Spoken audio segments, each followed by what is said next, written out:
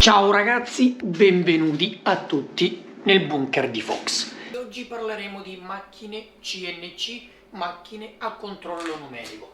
Ragazzi, io volevo iniziare una piccola lavorazione, un nuovo progetto da portare qui nel canale, però mi sono accorto che la mia macchina CNC, che è una 3 assi XYZ, se non lo sai ti lascio qui sotto in descrizione il video dove ti spiego come funzionano, come sceglierne una se non ce n'hai. Se questo mondo ragazzi vi appassiona, nel mio canale troverai tanti video.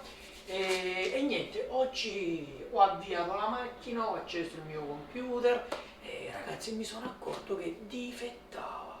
Forse vuoi per gli spostamenti, per il trasloco, non lo so ragazzi, però difettava. Ti spiego anche cosa difettava e ti farò anche vedere poi passo passo come ho risolto. Allora, l'asse X quando arrivava vicino alla parte diciamo laterale non si fermava, o meglio si fermava a pochissimi millimetri di distanza. Che cosa ho dovuto fare? È stata colpa del fine corsa rotto, o meglio parzialmente rotto.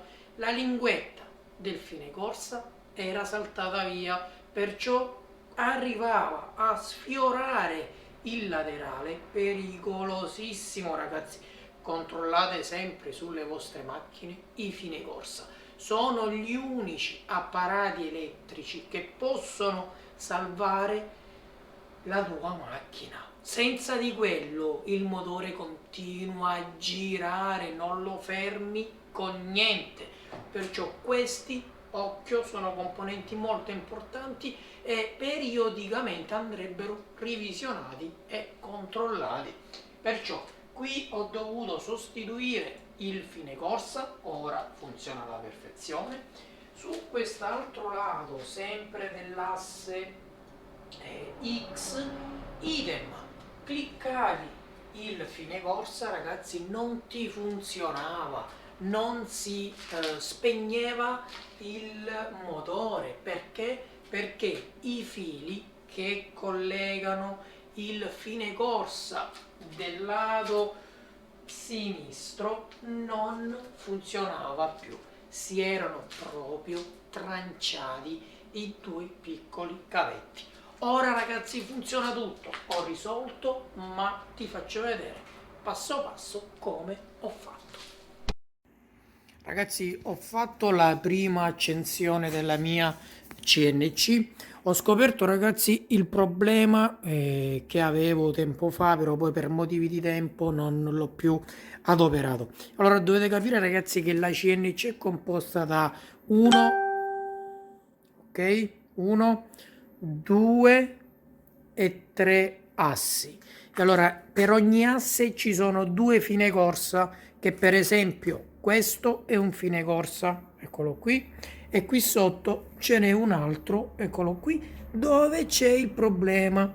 Questi che cosa fanno ragazzi? Ce ne sono due per ogni asse e ti aiutano a bloccare la macchina prima che vada qui a sbattere con i laterali, sia qui, che poi anche con l'altro asse. Questi perciò servono come sicurezza, perché ragazzi un motore passo passo, se non lo vai a fermare in tempo, lui ti spacca tutto. Hanno tantissima coppia. Perciò il mio problema qual era? Era quello che quando la macchina arrivava giù non si fermava. Ora io ho scoperchiato tutti i fili dalla guainetta questa e mi sono accorto che eccoli qua, sono tagliati. Quando io clicco questo sul mio computer, guarda, diventa viola asse Z, perché appunto sente che è abilitato un fine corsa. Perciò in questo modo la macchina si interrompe, si arresta immediatamente il movimento. Se lo faccio su questo asse, che questo vedi, devo pure ripararlo, che si è tolto il ferro che fa da distanziatore, però funziona, guarda, clicco, asse X viola, perciò in questo caso se la macchina andava a spostarsi verso qui mi andava a proteggere da eventuale urto e poi ovviamente rottura di tutto l'apparato meccanico ovviamente. Idem anche da questo lato, guarda, se clicco questo funziona anche, diventato viola, sempre l'asse X, l'asse Y è sotto il piano, vediamo se posso fartelo vedere, lì, guarda, vediamo se posso zoomare, eccolo lì, quello è il fine corsa, vediamo se posso entrare. Comunque quello che vedi lì, eccolo qui, questo affarino che vedi lungo è il fine corsa. Quando quello tocca l'alluminio, ecco la parete d'alluminio, mi bloccherà il mio movimento, il mio ponte della CNC, e ce n'è uno qui e uno di qui, ops, eccolo qui, e l'altro è dall'altro lato del ponte. Come ti ho detto, sempre 2 per ogni asse. Ora io devo andare a riparare questo, e andando a ricablare i cavettini, poi vado a sostituire questo qui con uno nuovo, perché ragazzi così c'è troppo poco spazio di manovra, cioè questo per entrare diciamo in funzione, per bloccarmi il movimento deve essere a 1 millimetro da qui e non va bene. Infatti come vedi questo, vedi, l'ho piegato ancora di più così da potermi bloccare prima di arrivare a circa mezzo centimetro dalla mia parete. Bene ragazzi, io vi invito tutti ad iscrivervi al canale. Ora continuiamo con la visione del resto del video. Attiva la campanella, mi raccomando, e grazie a tutti i 10.050 circa iscritti.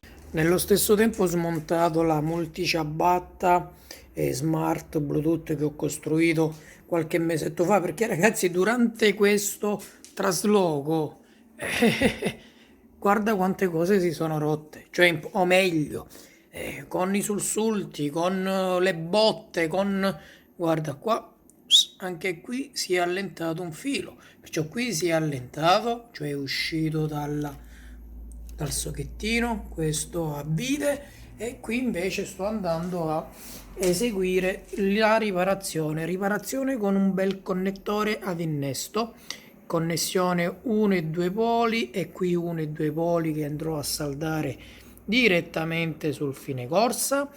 E niente, sto aspettando che il mio super saldatore, eccolo qui, da 150 watt prenda la temperatura. Mi sono ustionato il banco, mannaggia.